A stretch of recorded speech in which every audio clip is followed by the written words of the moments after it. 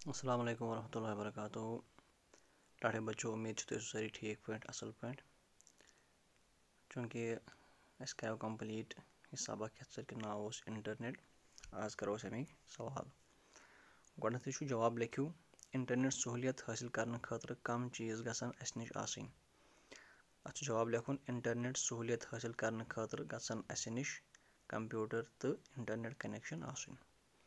अस क्या मखसूस address पन्निस computers पे टाइप करुन पेवान। इंटरनेटस पे जानकारी या शश थवन वोल पन खास एड्रेस थवान। सो जानकारी लबन खतर तसन एड्रेस दस्तियाब आसन जरूरी। डाउनलोड करुन क्या गो? डाउनलोड करुन गो इंटरनेट की खजान मन जानकारी हासिल करित पन्निस कंप्यूटरस मन सामित थावन। इंटरनेट चोर फायदे लिखियो। इंटरनेट के जरिए हेको कह त जानकारी हासिल करित। इंटरनेट सहित हेके कह त शख्स कारबारस हुरर करित।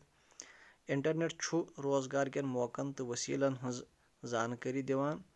कह त इंसान हेके पन्ने किताब दुनिया केन लुकन हंद पर्न बापत आयतन थवित। चोर फायदे। अम पे त्रेयम सवाल लफ्ज रलवित बनायो मायनदार जुमल। मिसाल फीस आसवु तोह बोरमुत। अत योड़ लिखो गोडनेथी कंप्यूटर आसवु तोह वुचमुत। बात आसवु तोह बूजमुत। सबक आसवु तोह पोरमुत। शोर आसवु तोह खोरमुत। टेलीफोन आसवु तोह कोरमुत। फीस आसवु तोह बोरमुत। यह ओतामत यम सवाल। इंशाल्लाह पगह समको बे सबकस मज। तोतान दियो इजाजत। खुदायस हवाल।